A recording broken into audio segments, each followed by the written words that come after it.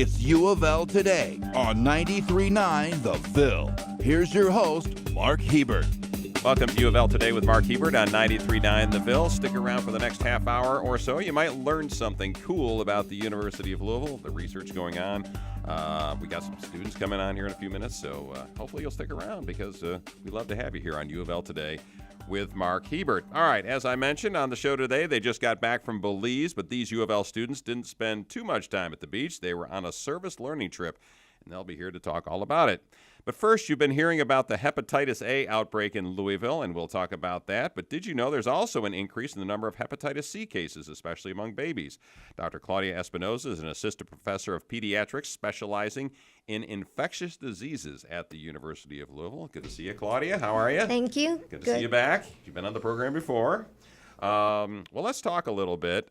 Let's start with hepatitis A because that's one of your specialties that you talk about. We've got this outbreak going on in Louisville. So why don't, as we sit here today, how many cases have we had in Kentucky and what havoc is it causing? Sure. So the health department has already said that about 350 something cases, approximately 352 by Monday, they increase probably every day, had been already detected.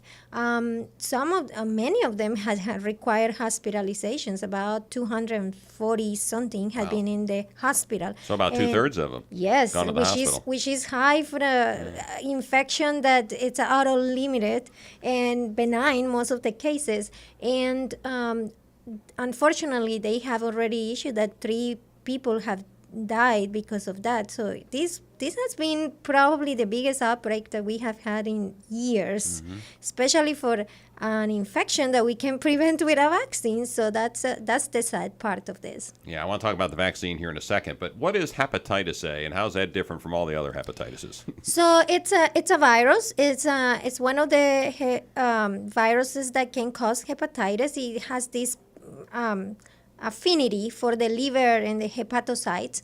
From all the classes of hepatitis that we know that exist, that one probably is one of the ones that is less causative of symptoms and chronic symptoms, I will say. But people who do not have antibodies, they are pretty susceptible. So they could have theoretically very ill, especially if they have any problems with the liver. So if the liver is damaged already, then they will have probably bad disease. But it is rare because most of the cases you see they get jaundice, they get low-grade fever, they get nausea, vomiting, and malaise, but they don't die. But those that have already comorbidities, especially the ones that had problems with the liver, they can get very complicated infections. So folks who are alcoholics or have some liver disease, they're more susceptible to getting hepatitis A. And unfortunately, the outbreak here in Louisville in Kentucky had been related with homeless and IV drug users. IV drug users. So is that the main way that people are getting it? No, actually, the main way how you get it is fecal-oral transmission. So you don't wash your hands, especially after you go to the bathroom, and you touch, food that is contaminated, and then that's the way how you get it. But this population had been specifically very susceptible during this outbreak. All right, we're talking with Dr. Claudia Espinosa, who's an assistant professor of pediatrics specializing in infectious diseases at the University of Louisville. We're talking about the Hep A outbreak here in Louisville and in Kentucky. And of these cases, you mentioned that 2/3 were hospitalized. So how do you get from just having, you're feeling bad and, turning a little jaundiced to getting to the point where something happens that you have to be hospitalized? So what's that one thing that happens that pushes you over the edge to the hospital? Well, the liver involvement. So, as I say, if you have your liver is not completely healthy and then you get this infection, then you get more symptoms than other people. They can be in the hospital because of cholestasis, because of the abdominal pain, because of the liver enzymes are really elevated, and that just, cause other symptoms. So one thing after the other one. And then, because of that, they can have failure of the liver and then finally that will cause the death. Fortunately, kids are less compromised, and in part because, they had been vaccinated. But this is a disease that has affected primarily adult folks here in the area. And we keep hearing about all these restaurant workers that have contracted hepatitis A. Is that overkill to put that out in the media to say that some worker at Taco Bell or the White Castle has contracted hepatitis A? So if you ate at those restaurants between this time and this time, be on the lookout. So I know that the health department had been all over, trying to figure out and making sure that all the regulations are in place for those things not cause any more problems. And I do know, I heard Dr. Lori Coloya, who is the health department medical director, and she has said that no cases had been linked to those people that had worked in these restaurants. Right. So I think that it is a little bit of alarm, but it's never a bad idea just to remember all those things. Get your vaccines if you haven't get it, and then just go and wash your hands all the time before especially eating anything. So, but no cases have been linked to those workers that had been sick. Well, that's nice to know, because I did not know that we haven't had any other cases down the line where the workers were putting out the salad bar or something, and someone else might have contracted it. All right, that's good to know. All right, again, we're talking to Dr. Claudia Espinosa from the University of Louisville. She's in pediatrics, and we're talking about, she's also in infectious diseases at UofL. We're talking about the hepatitis A outbreak. All right, now let's talk about vaccinations.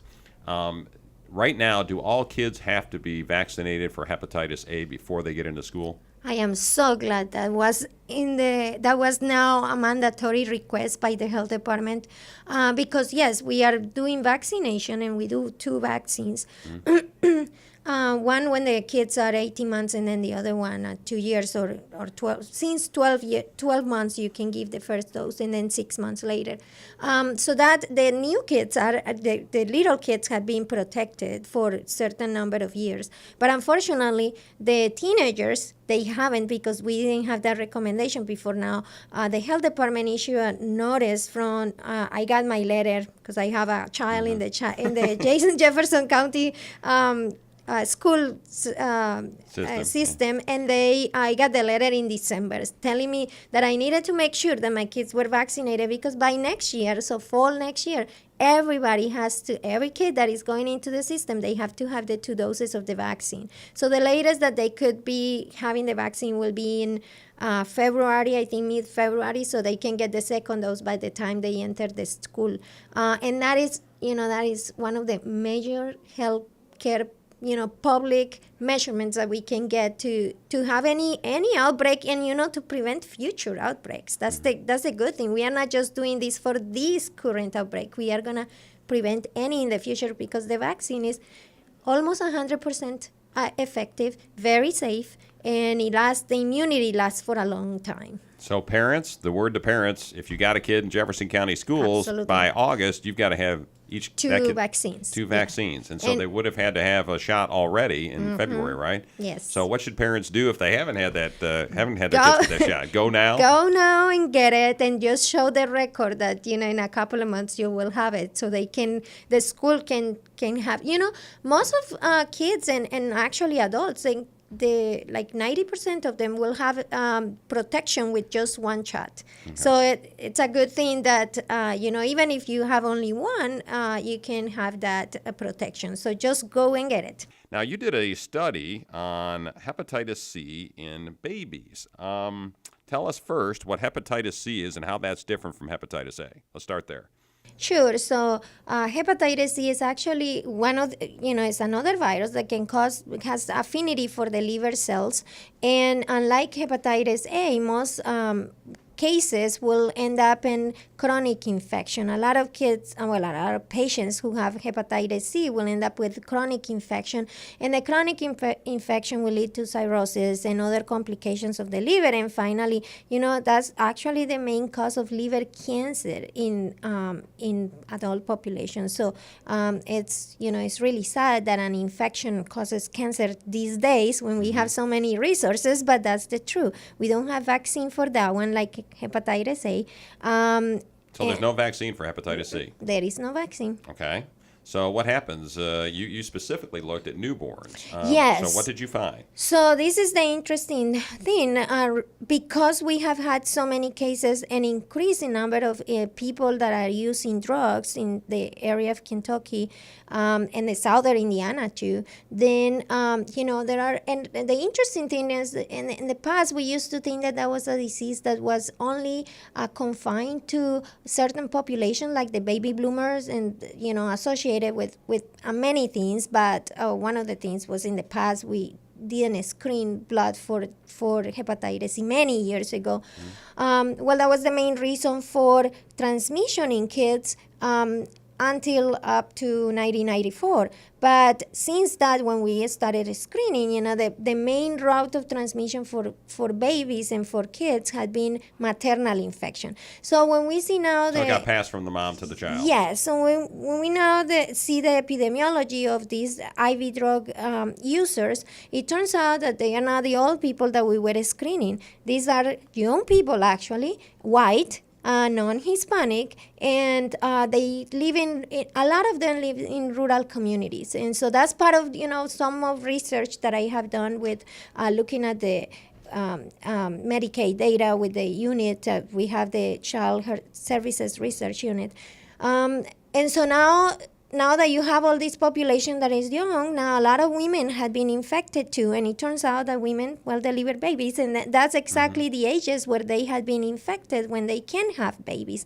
And so part of what motivated us to start doing all these studies was that there is not a lot out there to know what to do with those babies and to those women that are infected. Are hospitals routinely testing babies for hepatitis C when they are born or shortly after they're born? That is a really good question. So in reality, it's hard to test the babies. That's the thing, because the moms give the antibody to the babies. Okay. And the other test that we have, which is a specific RNA looking for the virus, it's not good in the first month of life. So really it's after the 2 months of life. So those are the babies. We are trying to capture those babies in our clinic so we can follow them. But they have a lot of issues, right? Many of them end up in foster care.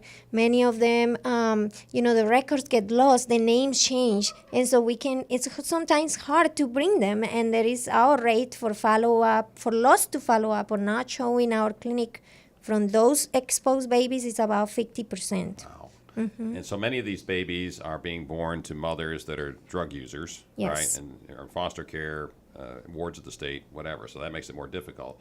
And we may have buried the lead here with Dr. Claudia Espinosa because not the University of Louisville, but the Kentucky as a state is the first state to now screen, right? Yes, so it is mandatory now for all women that are pregnant to get tested for hepatitis C, which has been a battle because in a lot of places there is this misconception that if you test, then what you're gonna tell the mother, you cannot treat it anyway. What is she's gonna have this? You can't do anything about it if she's got hepatitis C. Exactly. Well, right now, but they can get treated after delivering the baby. So that's the thing. We need to capture those so we can actually do something about it, because now treatment. So the difference between now and 10 years ago, it was 10 years ago the drugs were terrible. Interferon treatments were really, the treatment was worse than the disease. In some cases, the adverse events were really bad. And so now we have really good medications. And so we need to try to cure this disease. And the only way that we are going to eliminate hepatitis C is going to be treating those young population that are actually out there spreading the virus.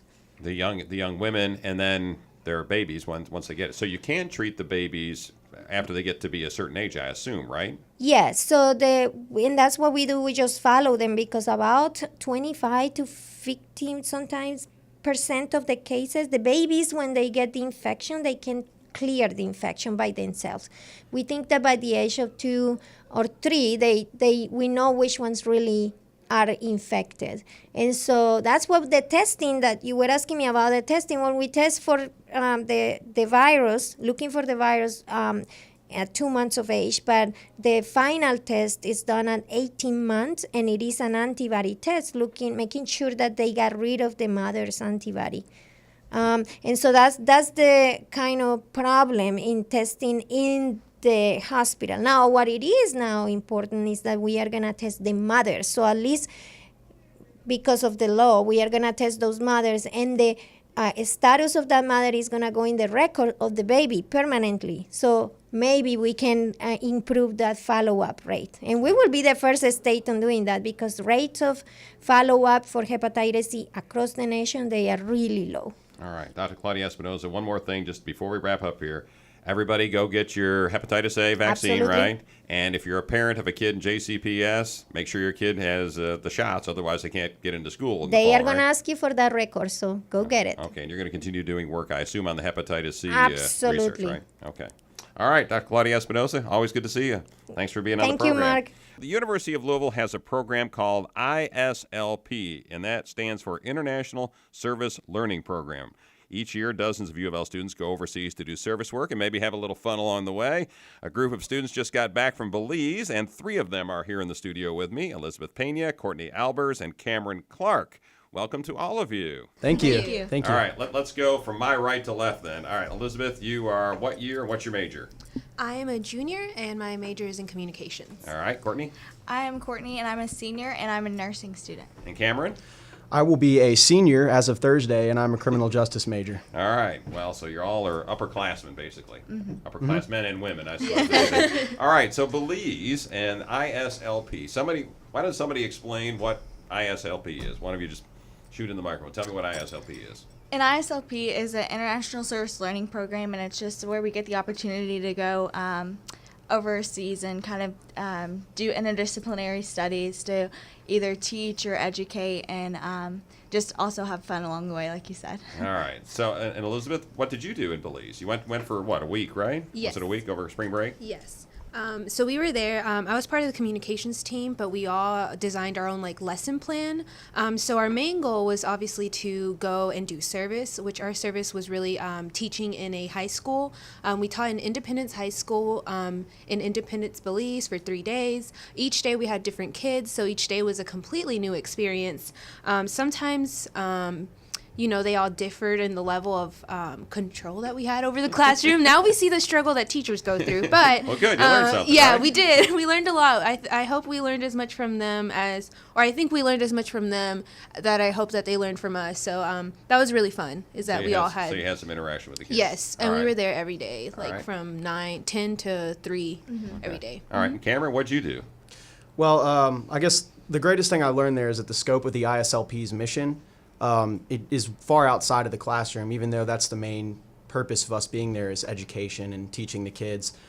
We did a lot of stuff. We went on numerous excursions. So You were teaching too, right? Yes, So you were I was Were you two teaching together, Elizabeth and Cameron? Were you guys in the same pod or whatever? No. you were in we were different not. schools? Okay, okay. Our lesson plan was built around human trafficking and educating the students about it, considering Belize is a high-tier country in the FBI for human trafficking victimization. But outside of educating them on that, we went on numerous excursions, discovered the culture there.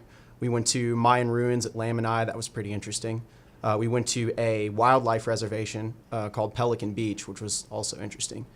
So did y'all get to do that, Courtney? Did everybody get to do the same thing? Yes, we all got to go on the same excursions. And Okay. yeah, Southwater Cay was one of the private islands we got to go on, and that was Gorgeous. probably one of my favorite. Oh, it's like that, like a James Bond island or something, all by yourself out there. I felt like it when I was there. Yes. Felt like James Bond. And so, Courtney, what did you do? Courtney Albers, what was your role here? I got to go in the classroom as well, but one of the things that I got to do as a nursing student was volunteer in the dental clinic. So I got to see the firsthand work of dentists and dental hygienists and things like that, and I got to assist in a few procedures. So that was probably my favorite part. And so was this in the main city in Belize that you were working, or where were you? Yes, it was right across from the school that they were teaching at, Okay. Independence. So It was was in it- Independence, Belize. Independence Belize, that's the name of the town that you all were in? Mm-hmm. Okay, all right, I got you. So, and you talked about, Elizabeth, you talked a little bit about these students, and you were with different students every day. How old were these kids that you were with? We actually worked with sophomores through seniors. I Since think you were all high school kids. yes, so they're all Okay. high school kids. Although they follow kind of the British education level system, so they called themselves like third years or fourth form or something like that. I don't remember, but what was interesting was seeing like the diversity that Belize had. The kids spoke at least 2 languages, most of them. So Was English one of them? English is the official language actually of Okay. the country. So all of them spoke English. Some of them spoke Spanish, Mayan, Creole, and so they would switch back and forth and try to confuse us, try to have fun with us. But no, it was definitely really interesting seeing all that diversity, those different kinds of diversity in the schools. That was Elizabeth Pena you were listening to. We've also got Courtney Albers and Cameron Clark here in the studio. They're UofL students who just got back from an international service learning trip to Belize a few weeks ago. So they're talking about their excursion and what they learned on that trip. Did you find anything that struck you as odd, or did you have any preconceived notions, any of you, about Belize or the people of Belize, like it was really poor and it wasn't, or it was all beaches and it wasn't? I don't know. You tell me. Cameron? Well, of course, we were going in there unexperienced. We weren't necessarily prepared to a certain extent for what we were going to see. You know, for a South American or Central American country that's only been independent for 50, 60 years, you know, we weren't expecting it to be so multicultural and industrialized. The country of Belize is increasingly improving its infrastructure and economy at an exponential rate. And it's really impressive just to see how, you know, the Mayans work alongside the Garifuna people with the, you know, Spanish influence, and it's so diverse, yet so people coincide so well despite, you know, differences culturally, you know, religiously, everything, which is pretty impressive. So, Courtney, was there anything that you particularly found that, I don't know, struck you as different or was unexpected? Yeah, so one of the main things I've noticed different from the United States was kind of like the architecture. So when we were in this school, just the way the classroom was set up, it was just allowed the wind to come through. And so there was like no glass or anything like that to separate. So it was just really cool to see the different architecture based on the weather and climate there. And Elizabeth, anything kind of odd that you found or anything interesting that struck you? I guess with my experience, like visiting my family in Mexico, I was kind of prepared to see kind of what I saw, but I thought it was interesting kind of the, like Courtney said, that architecture that was around the city, and just how honestly, like the diversity is what really struck me, just because like in my experiences in Mexico, I haven't had that much interaction with so much diversity in a Latin American country. And so going to Belize, which is smaller, it's a much smaller country, has a way different history than a lot of Latin America, just because like they're the only Latin American country that has English as the official language.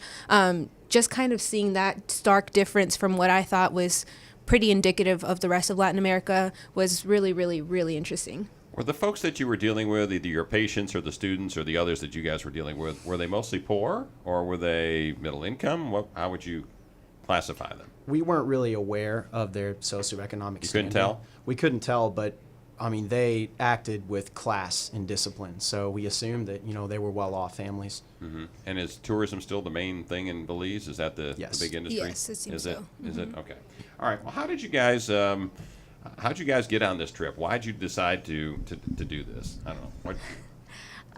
Well, one of the main things for me is my mom actually went to mission trips in Belize, and knowing that they're a predominantly English-speaking country, that's something that drawed me, and just being able to communicate with the patients there that I worked with in the dental clinic, as well as just the students.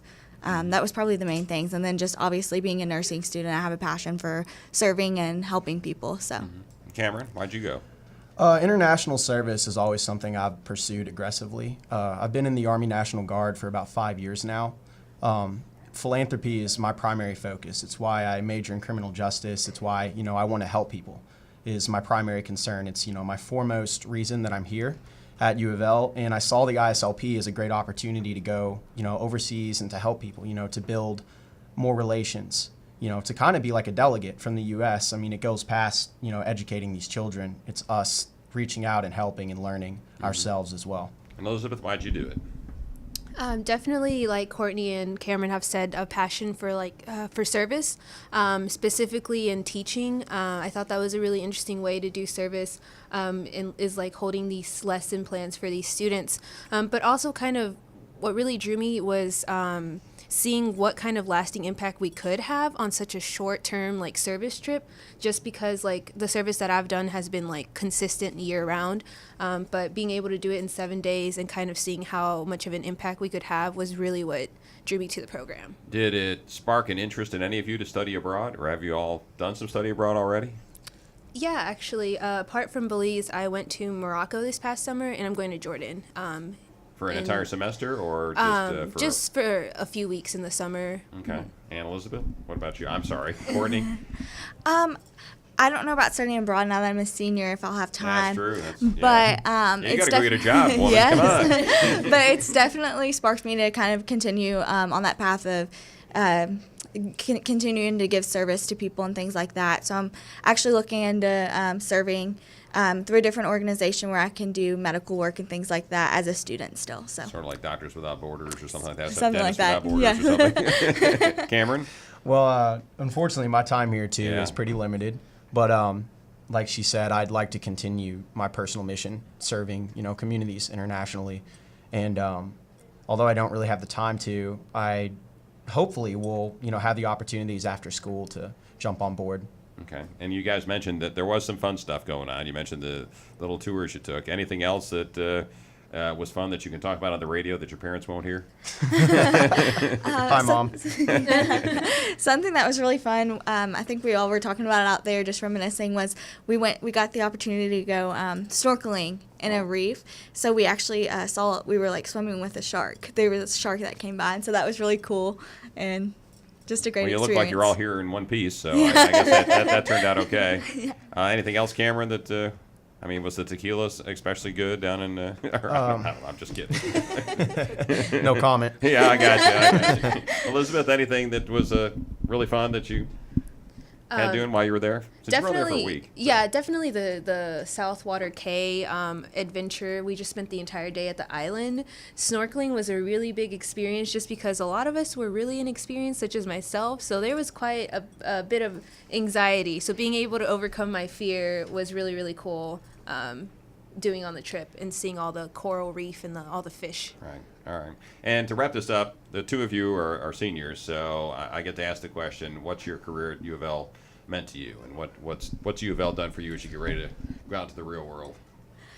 I just think that UofL has just been able to prepare me for the real world, just getting that experience. And I think just especially the School of Nursing has given me the opportunity to kind of gain my confidence to step out as a nurse. And yeah. Been a good deal. Yes. Okay. All right, Cameron? These have been the best 3 years of my life. UofL's given so much to me in regards to academics and social expansion and everything. I'm a member of ATO. I've been in Greek life for 3 years now, and the experience I've gotten with networking with all of these great people, like Dr. Grassi and the president of our fraternity, Jordan Ford, and all these excellent people, it's really guided me onto this path of self-discovery and service, and it's been priceless. My time here. So you really grew up at the University of Louisville. I really did. I changed. If I could go back, 18-year-old me was a completely different person. So I guess it's good that you're now a 21-year-old person, 22-year-old 22, person? yeah, I'm pretty old. Well, congratulations to both of you for the upcoming graduation, and glad you got back safely from Belize and had a good trip. Thank All right. you. Thanks for being on the program. All right, that'll about do it for this edition of UofL Today with Mark Hebert, which you can hear every Monday and Wednesday night at 6 during the Cards baseball season on 93.9 The Ville. You can also listen to the podcast of the shows on SoundCloud or watch the programs on Metro TV and KETKY throughout the week. Check out all the UofL news, videos, and events at this website, UofLnews.com. Thanks for listening to UofL Today with Mark Hebert, and go Cards!